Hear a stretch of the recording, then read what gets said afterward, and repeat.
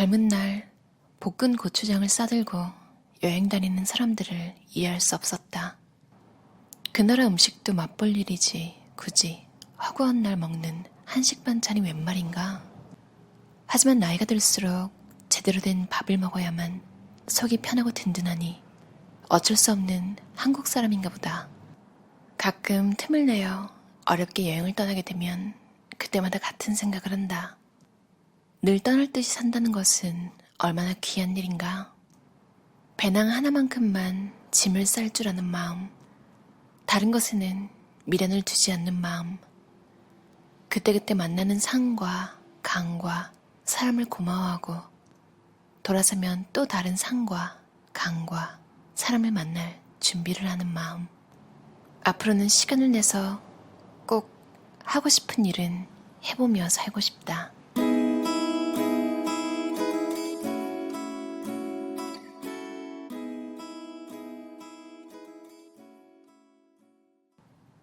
가수 양희은 씨의 에세이인데요. 김영사에서 나온 그러라 그래. 에세이들이 하나같이 다 좋은데요. 저는 그 중에서도 자기소개가 되게 좋더라고요. 유행하는 MBTI 이런 것보다 자기소개 하나가 그 사람에 대해서 더 많은 걸 알려주는 것 같더라고요. 어떤 자기소개를 보면 진짜로 스펙만 주르륵 나와 있잖아요. 어느 학교를 졸업했고 어느 회사를 다녔고 무슨 상을 받았고 그런 것만 있는 자기소개가 있는가 하면, 또 어떤 자기소개는 사람들이 그런 거에 거부감을 느낀다는 걸 의식을 했는지 이제 완전 너무 반대로 뭔가 좀 무라카미 하루키식의 자기소개도 좀 유행이잖아요. 양희은 씨 자기소개는 뭔가 경력을 소개하면서도 읽는 게 부담스럽지 않고 또 너무 감상적이라서 또 그런 식의 거부감도 주지 않는 그냥 딱 좋은 것 같아요. 책에 나온 자기소개부터 제가 밑줄 친 부분 한번 읽어볼게요. 꽃다운 나이 70세. 매일 아침 청취자들과 친근한 대화를 나누는 친구 같은 라디오 DJ이자 데뷔 51년 차를 맞이한 가수이다. 사람들을 웃기는 걸 좋아해 지금도 코미디언의 꿈을 간직하고 있다. 죽기 전에 한 번은 대박 웃기는 게 소원이다. 챙겨주고 싶은 이들을 불러 갓 지은 밥을 맛나게 먹이는 걸 좋아한다. 험한 세상을 살아가는데 밥심이 조금은 보탬이 된다고 믿는다. 노란 메모 패드와 1mm 검정 볼펜을 짝꿍 삼아 글을 쓴다. 시간은 좀 걸려도 볼펜을 쥐고 써야 생각도 잘 흘러가고 나다운 글이 써진다. 세상 흐름이 안 맞는다지만 어쩌겠나. 이 역시도 그러라 그래. 인생이 내게 베푼 모든 실패와 어려움, 내가 한 실수와 결례, 철없었던 시행착오도 다 고맙습니다. 그 덕에 마음자리가 조금 넓어졌으니까요. 무대에서 뵐 때까지 제발 강건히 버텨주세요. 우리 집 식구는 4식구, 친정엄마 92세, 남편 73세, 푸들 미미 만 14세, 나 70세. 제일 어린 나는 무술이다. 노견 미미는 사람으로 치면 8, 90 웃도는 나이라서 미미 약수발, 엄마 수발, 장 봐서 반찬 만들고 남편 도시락 챙기기가 나의 일이다. 이제는 누가 나를 좀 챙겨주면 좋겠지만 그럴 팔자가 아닌가 보다. 51년차 가수라지만 근 1년 넘게 공연을 못하다 보니 언제 노래했던가 싶게 까마득히 멀기만 하다. 다시 노래할 수 있을까? 사람들 앞에 서서 노래 마무리나 할 수 있으려나? 관객 없이 서너 번의 공연을 하면서 내게 향하는 눈빛들이 얼마나 많은 힘을 보태주었는지 깊이 느꼈다. 가득 차 있던 객석이 너무 그립다. 그래서 부끄럽지만 노래 대신 책으로 안부를 전한다. 나이 드는 것의 가장 큰 매력은 웬만한 일에도 흔들리지 않는다는 것이다. 어린 날에는 조그만 일에도 심장이 철렁 내려앉았다. 어떻게 살아야 옳은지, 잘 사는 건 무엇인지 도무지 모르겠기에 모든 순간마다 흔들렸다. 사회생활은 이렇게 하는 거라며 가르쳐주는 사람이 아무도 없었다. 내 경우 조직에 속하지 않은 직업이라 더더욱 그랬다. 늘 긴장된 상태인데다 희망도 보이지 않았던 나이 20대. 30이 되고 싶었다. 30이면 두 발을 땅에 딱 딛고 버틸 수 있을 것 같았다. 그런데 막상 30이 되어도 달라진 건 없었다. 흔들림은 여전했다. 40대가 되니 두렵고 떨리게 했던 것들에 대한 겁이 조금 없어졌다. 더 이상 누가 나를 욕하거나 위협할 때 파르르 떠는 새가슴이 아니었다. 왜? 뭐? 하며 두 눈을 똑바로 뜨고 할 말은 할 수 있게 되었다. 아무 말 안 하고 있으면 더 밟아대는구나. 한 번이라도 큰 소리쳐야 건드리지 않는구나. 혹독한 지난 시간 덕택에 깨달을 수 있었던 것이다. 50대가 되니 나와 다른 시선이나 기준에 대해서도 그래, 그럴 수 있어. 그래라 그래 하고 넘길 수 있는 여유가 생겼다.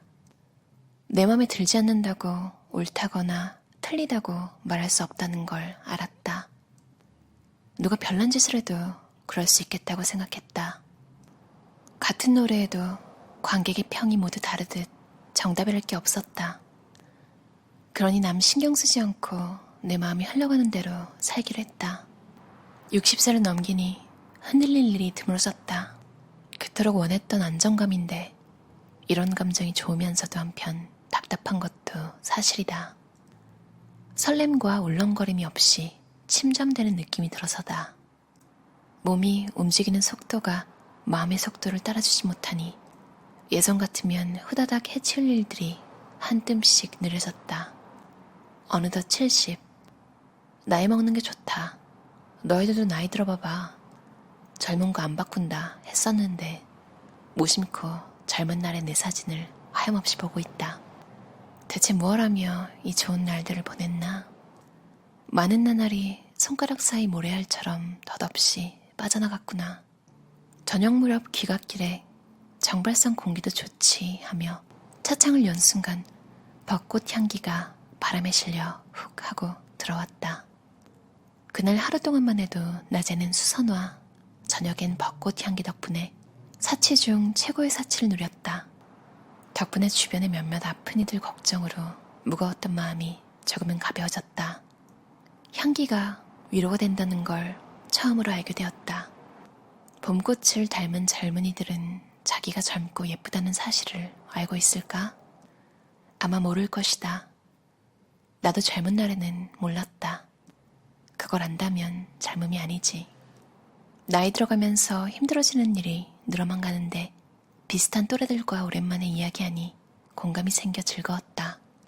예전 같으면 30분 내에 뚝딱 해치울 일인데도 빨리 못한다는데 공감했다. 각자 본인 속도에 맞춰서 임해야 한다. 서두르면 탈이 나고 마음 급해도 몸이 못 따라가니 시간이 2~3배 정도는 더 걸리더라는 얘기다. 돈에 대한 생각도 비슷했다. 죽을 때 갖고 갈 수 없다는 사실은 분명하지 않던가. 오랫동안 짝사랑해오던 남자가 고백을 해온 지인이 그 남자가 싫은 이유 중에 친구가 하나도 없다는 지적을 들으면서 나의 경우를 생각해보았다.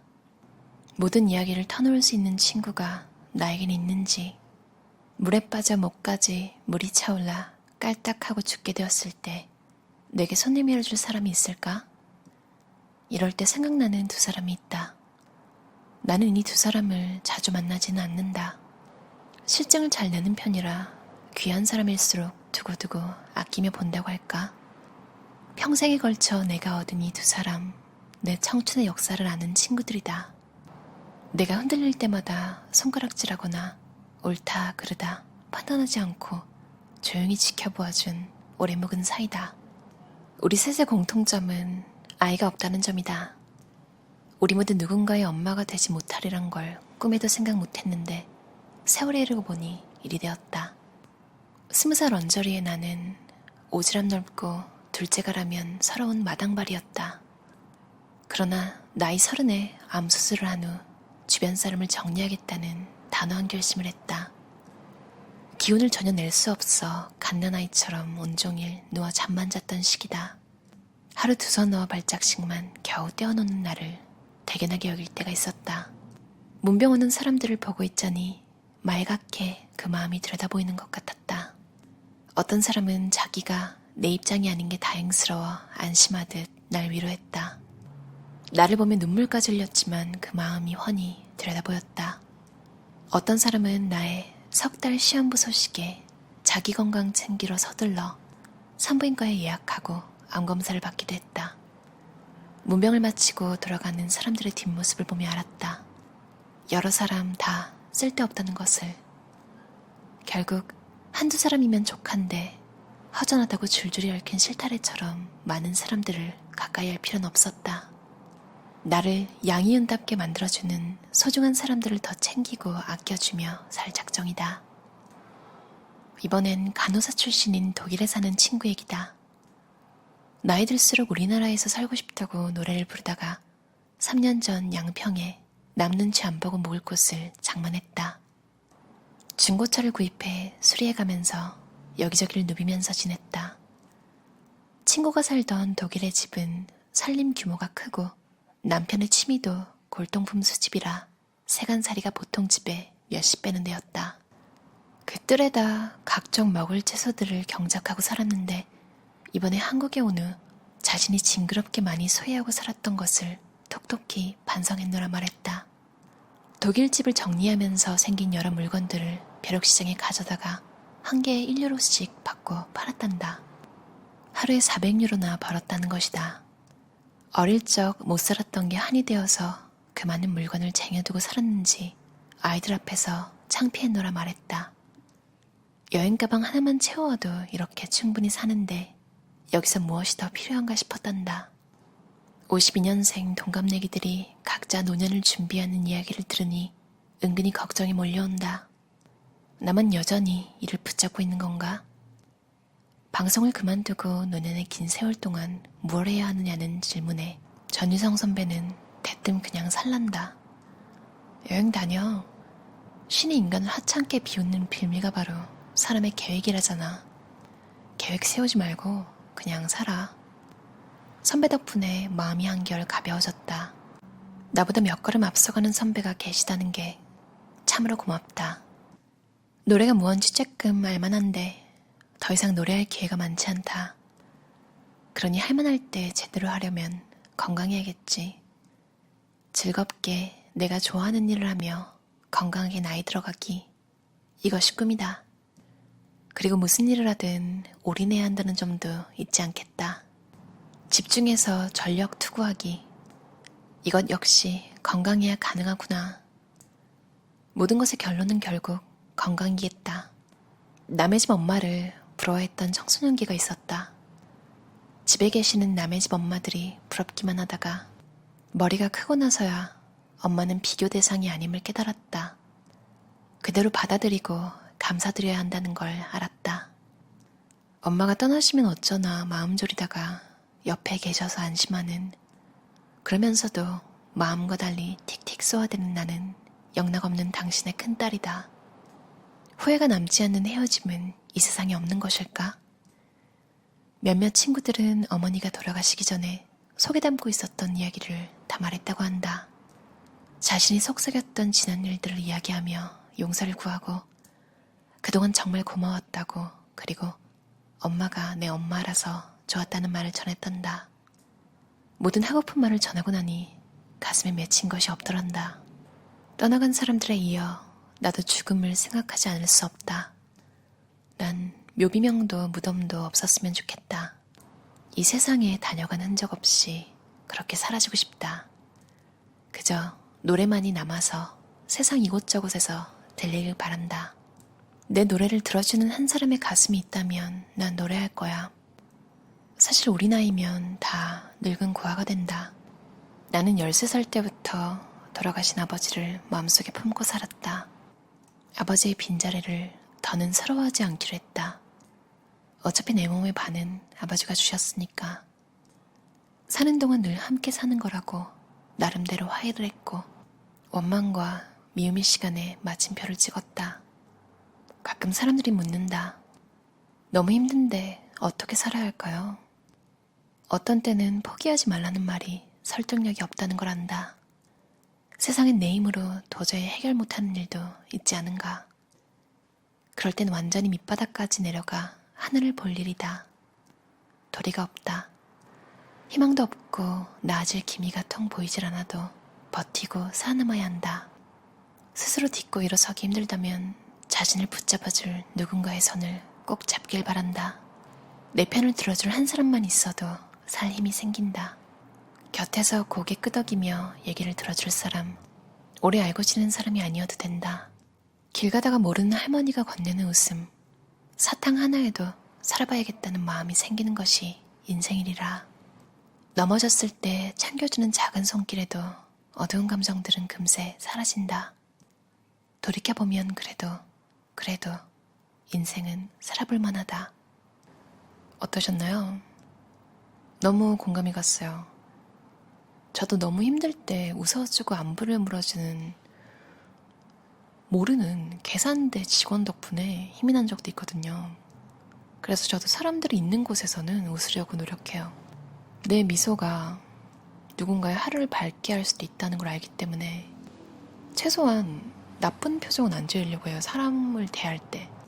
아무것도 안 할 때는 그냥 무표정이에요. 에세이 하나하나가 너무 공감이 가고 여러분도 평소에 고민하던 것들과 많이 겹칠 거예요. 사람 사는 게 나이를 떠나서 많이 비슷하구나. 너무 위로가 됐어요.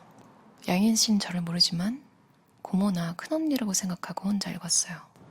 30에 아프셔서 입원했을 때 찾아온 지인들의 얼굴에서 읽힌 자기들 인생은 안 그렇다는 안도감. 그걸 느꼈을 때 얼마나 슬펐을까요? 이해는 가는데 머리로는 내가 친하다고 믿었던 사람한테 그런 모습이 읽혔을 때는 너무너무 서운할 것 같아요. 서운함을 넘어서 이제 슬프겠죠. 그리고 30에 대한 이야기도 너무 공감 갔어요. 저는 30을 되게 기다렸거든요. 제 인생이 딱 뭔가 빛나고 성공한 그런 느낌으로 다가올 줄 알았는데 더 이상 말은 하지 않겠습니다. 다들 비슷하게 느끼시는 것 같아요. 막상 30이 돼도 달라진 건 없었다. 양희은 씨가 이렇게 적어놓으셨는데 저도 그랬어요. 책 맨 앞에 추천사들이 막 있는데 그중에 김나영 씨 추천사 중에 한 문장이 너무 와닿았어요. 글을 읽는 내내 선생님이 따뜻하게 지어내신 밥을 먹고 있는 기분이었다. 이걸 먼저 보고 읽어서 그런지 읽는 내내 계속 흰쌀밥이 먹고 싶은 거예요. 아직까지 먹고 싶어요. 아버지가 해주는 밥이 요즘 계속 생각이 나요. 대신에 양희은님의 그러라 그래 읽고 많이 힘이 됐어요. 그럼 밑줄 친 나머지 문장들 조금 더 읽고 끝낼게요.